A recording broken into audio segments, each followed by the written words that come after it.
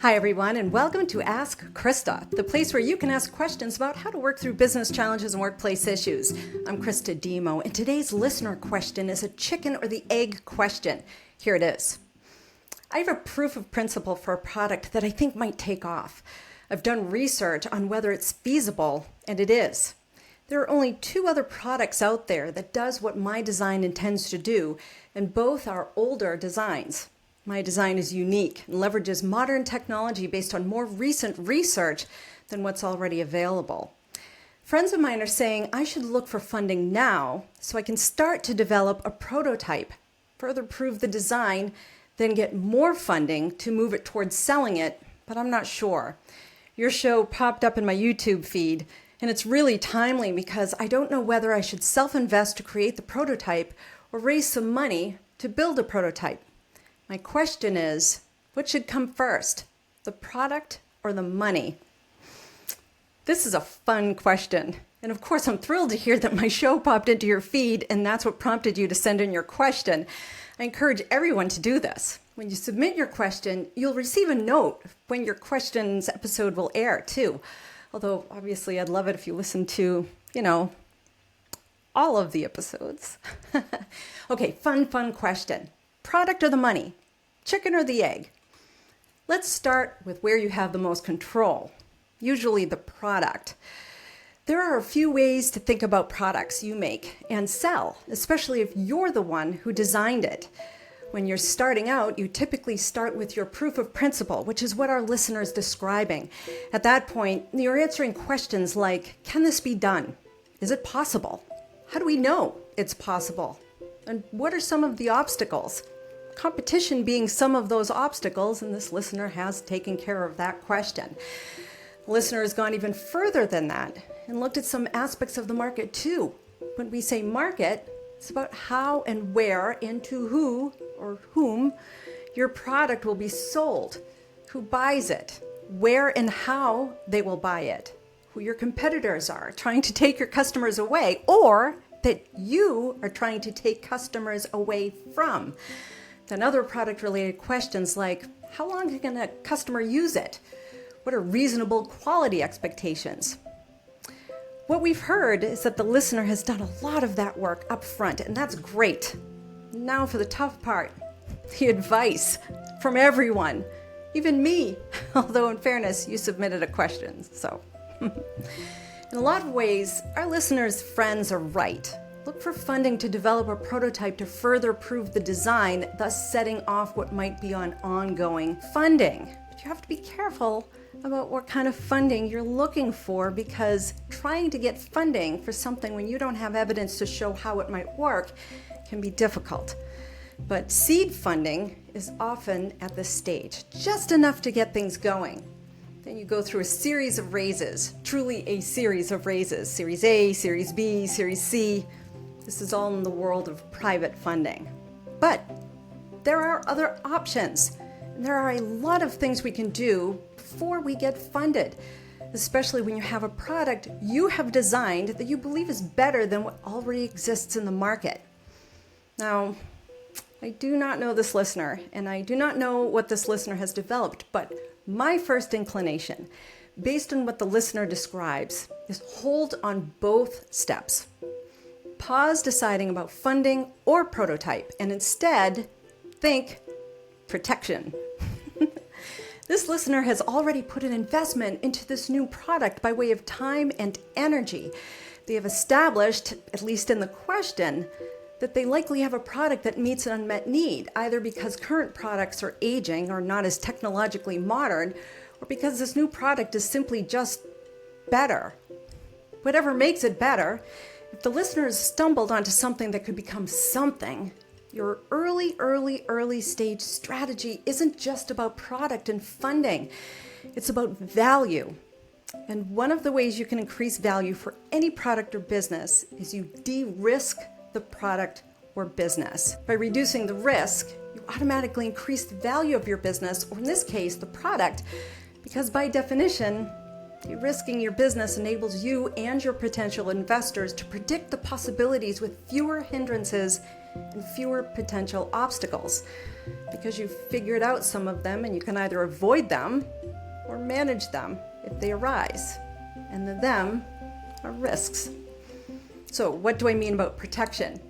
I mean your intellectual property, how your product will receive some kind of protections that at least allows you to make claims that it's yours. When you do that, you will have what we like to call freedom to operate. Freedom to operate means you've performed some level of diligence and rigor to determine if anyone can swoop in and claim parts of or all of your invention as their own. And the outcome of that diligence is, nope, no one can make a claim. It's yours, all yours. That is freedom to operate. It means you can move ahead and develop your product without anyone making a claim. And if you decide to go forward to protect your product, your invention, and if someone else wants to use anything within the scope of your intellectual property or what is protected, they have to talk to you about it first because they won't have freedom to operate. They will have restrictions on what they can do with their product because they have to get you involved for permission to use a portion of your invention for their product to work.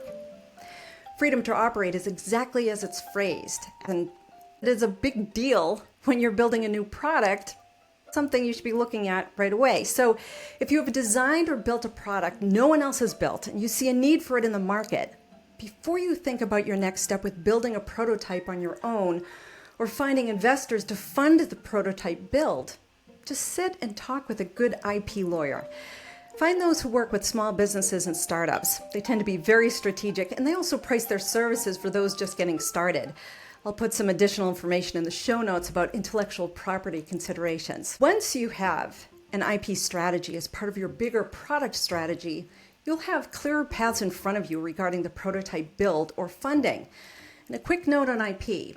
If your product is too similar to or is at risk of infringing on another product that is already protected, your IP lawyer will help you determine how to move forward.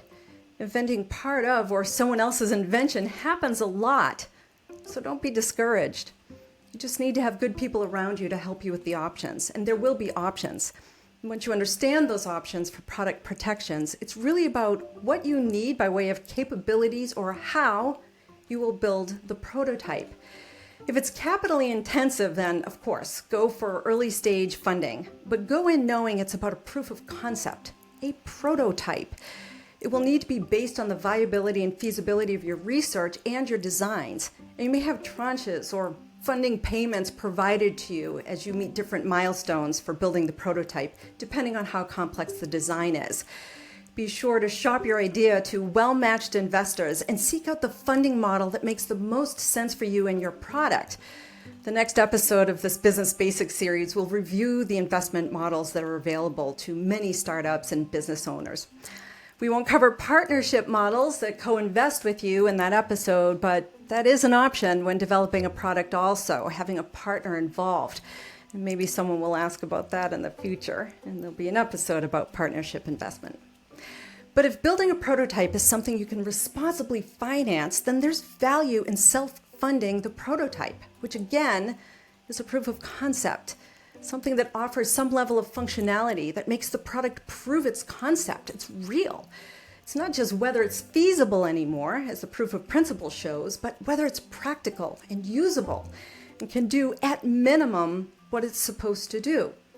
Plus, the more you own by tangible evidence that an asset can work and there's a market for it, the stronger your position when it comes to investment. Because by way of your IP and your prototype, you already have begun to build value that de-risks your product. You've also invested in your own product and business already. Speaking of prototypes, let's talk a bit about that so you also know some options and what to think about to support your product. Here's where we get deeper into the listener question. You don't always need a prototype to gain funding. And in fact, this is where seed funding, that's SEED, as in to plant a seed and watch it grow, I mentioned it a few moments ago, often provides capital to typically prove the concept. Is there evidence that the product will work? Whereas the proof of principle, as I've just explained, focuses more on the research and design and feasibility. The proof of concept is different. It starts demonstrating tangible outcomes that, yes, in fact, this product can work. Seed funding might come from small venture capital funds or a small business bank loan, or angel investors generally loan money to get things going, or even crowdsourcing. Some investors require a stake in your company proportional to their investment, which is how they support the build and growth of your business and product. Others are willing to offer funds to see you get things moving, such as a friend and family round or certain low-risk crowdsourcing options.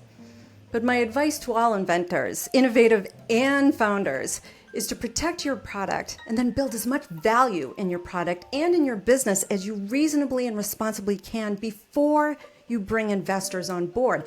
Because the name of the game with investors, any investors, is value. And specifically, understanding the future value, the potential of a product.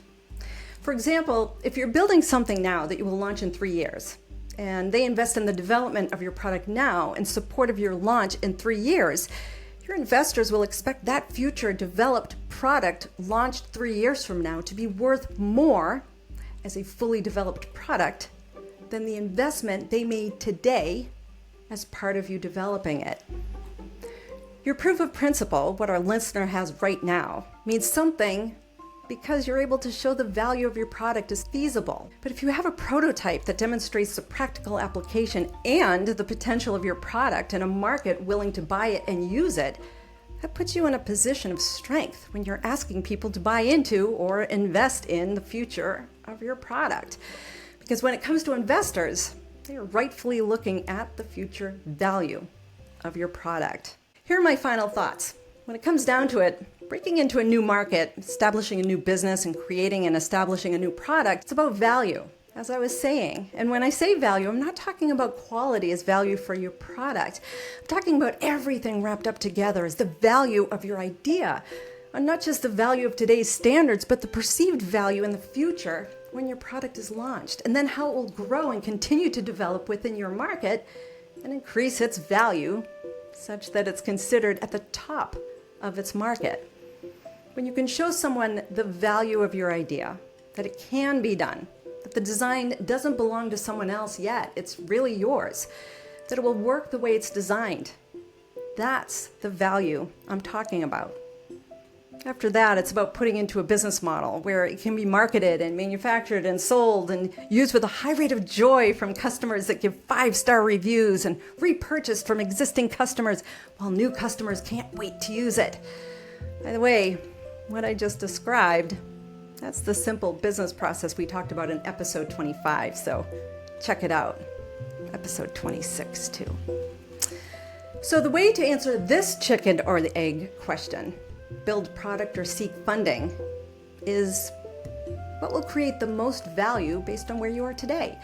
Funding to get started on a prototype, or self-funding the prototype and move further along in development before you get the funding, after you determine your IP protection, of course. For your resources, I've provided first the World Intellectual Property Organization, which has a lot of incredible resources. In addition, I've listed their page for the US, their page for patents, and their page explaining intellectual property. It's very readable and offers just enough information to become familiar. I've also included a 2-minute video from Federal Labs called Understanding Intellectual Property. It's from 2019.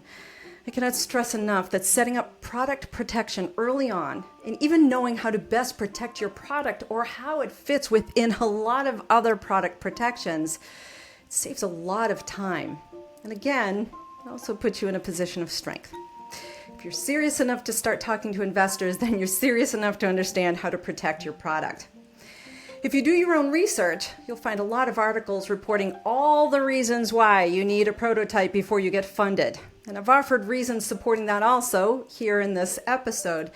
The biggest one to me is the value you bring and the value you retain. But also remember, it really just depends. You can get funded without a prototype, so do your research and your diligence. I've included a page from the U.S. Chamber of Commerce, which is one of those sites most entrepreneurs and small business owners and inventors forget about, as a resource. The article, When to Share Your Invention Prototype, is written by contributing writer Jessica Elliott from March 2023. I like the article because it focuses on the purpose and value of a prototype, whereas most articles written about prototypes aren't really about prototypes. They're about funding. I think it's better to learn about the purpose and value of prototypes, which of course includes funding. But there's more to think about than that. Okay, that wraps up the second episode of my series, Business Basics, here in Season 3. You can review all of my episodes listed by category on my show's website, askchrista.com. That's Christa with a CH. And the playlists are up on my YouTube channel, too. I appreciate your support. So please follow, like, subscribe, and comment. You can submit a question on my show's website by clicking on the Submit a Question button, and sign up for my newsletter too, which I release every Sunday night to set you up for the work week. Again, thank you for your support. And remember, if you have a business challenge or workplace issue, ask Christa.